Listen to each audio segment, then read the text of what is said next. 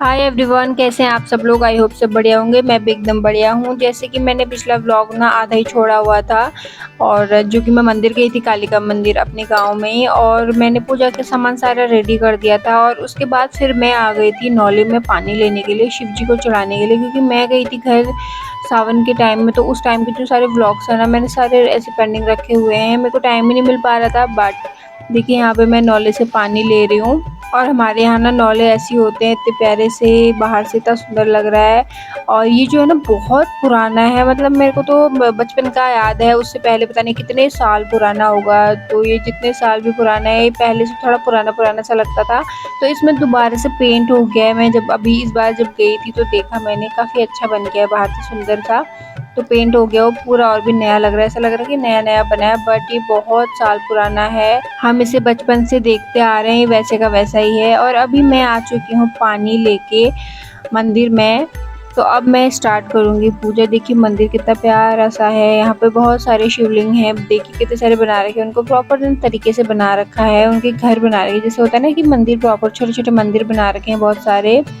और ये देखिए ये है इसका सामने का व्यू, बहुत प्यारा लगता है। और यहाँ का जो व्यू है ना, वो मुझे सावन के टाइम में, मतलब कि आजकल जो हरियाली रहती है, रुपाई और सब कुछ हरा भरा रहता है, तो ये मौसम मुझे बहुत प्यारा लगता है। मेरा ज़्यादातर जब भी मैं घर आती हूँ ना, अगर इस मौसम में मैं घर आई हूँ तो मैं पक्का आती हूँ यहाँ पर। नीचे मंदिर में भी आ जाती हूँ, मेरी पूजा भी हो जाती है, मंदिर में दर्शन भी हो जाते हैं, और मैं यहाँ घूम के भी चली जाती हूँ। क्योंकि यहाँ पे ना एक चीज़ और है, यहाँ पे जो नीचे है नदी है, पुल है, तो ये जो व्यू है ना, ये बहुत सुंदर लगता है। इससे ना यहाँ की खूबसूरती और ज़्यादा बढ़ जाती है हमारे पहाड़ों की। और जिसको ना पहाड़ों से प्यार होगा, वो ये सारी चीज़ों की अहमियत जानता होगा। तो नीचे वाले मंदिर में पूजा करने के बाद मैं आ गई ऊपर वाले मंदिर में। 2-3 मंदिर है यहाँ पे। शिव जी को मैंने पानी चढ़ाया, जल चढ़ाया। उसके बाद पूजा करने के बाद फिर मैं आ गई थी बाहर। फिर जाना था मुझे दूसरे वाले मंदिर में, क्योंकि यहाँ पे ना 2-3 मंदिर हैं। तो अगर हम एक मंदिर में जाते हैं तो दोनों मंदिर में जाना पड़ता है, जो कि राम मंदिर बोलते हैं हमारे यहाँ, विष्णु दिबाग बोलते हैं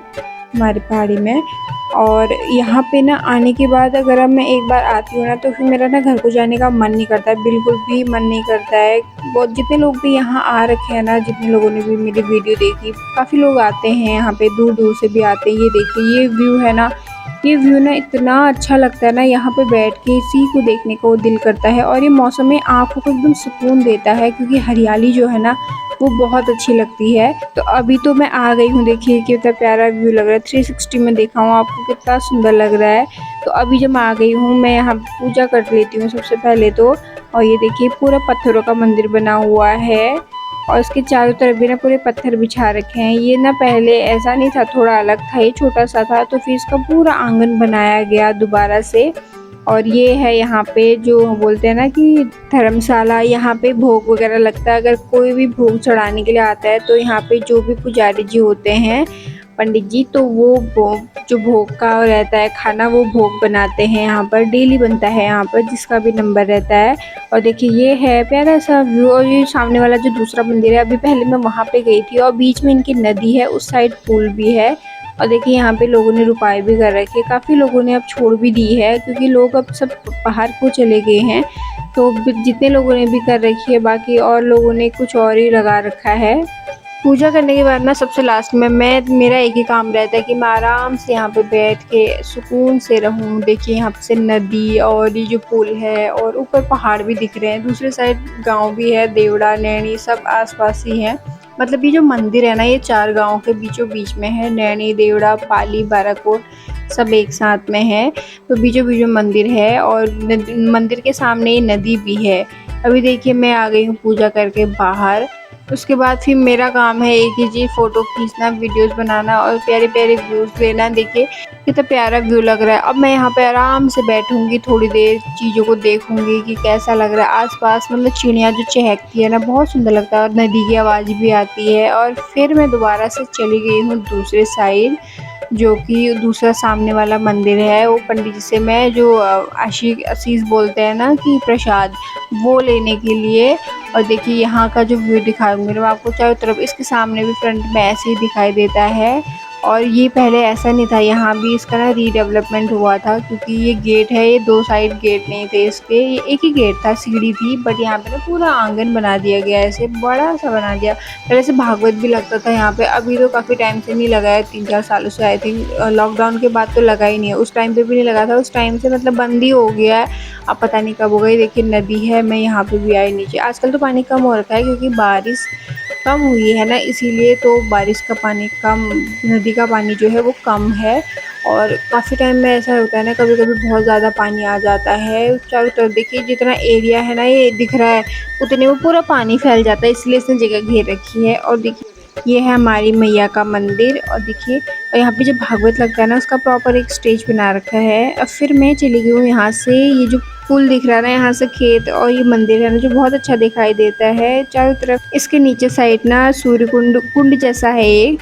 तो हम लोग क्या करते थे बचपन में, जब हम छोटे-छोटे हुआ करते थे ना, हम लोग यहाँ आते थे, कपड़े-वपड़े धोते, नहाने के लिए आ जाते थे हम लोग सब। बहुत 2-4 लड़कियाँ, मतलब अभी तो कोई भी नहीं है, बट हमारे बचपन में जब हम थे छोटे-छोटे तो काफ़ी लोग थे, लड़कियाँ थी हमारे साथ की। अब तो सब बड़े हो गए, शादी हो गई काफ़ी लोगों की, सभी की हो गई लगभग, अब तो छोटे बच्चे ही रह गए ये एक आध। और जब ये नदी तो उफान में रहती है ना, मतलब काफ़ी ज़्यादा रहती है, तो उस टाइम पे काफ़ी आवाज़ आती है यहाँ पे, नदी की आवाज़ आती है, बाकी कुछ सुनाई नहीं देता है, स्वां की आवाज़ आती है।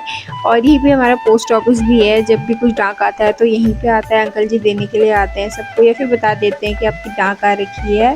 तो अभी मैं निकल चुकी हूँ घर को, सारा काम हो चुका है, पूजा वूजा हो चुकी है, लेकिन मेरा मन का बिल्कुल भी नहीं कर रहा जाने का।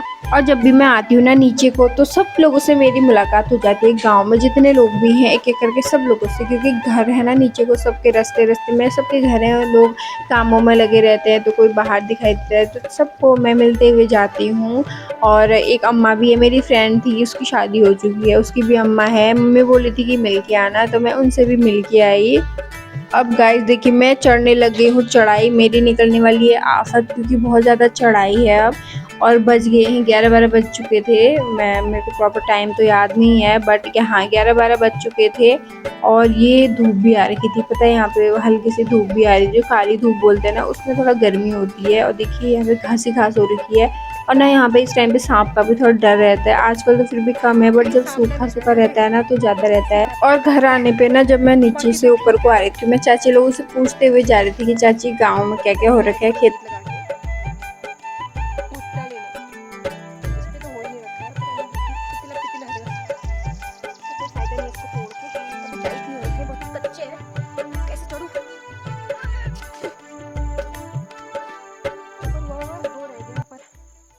ऊपर भी देख लेती हूँ।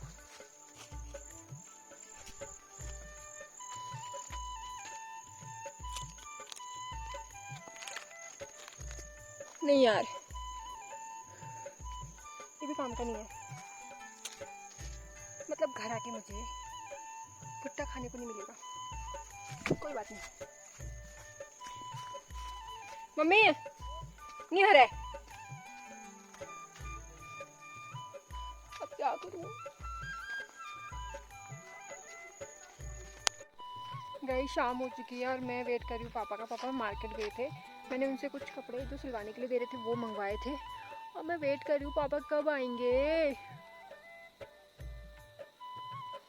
मैं फ़ोन कर करके परेशान कर रही हूँ, मेरा फ़ोन काट दे रहे, क्या है आ रहा हूँ ना बोल रहे हैं, तो मैं भी ऐसे ही करती हूँ, फिर फटाफट फ़ोन करते जाती हूँ मैं, इसीलिए वो परेशान हो जाते हैं।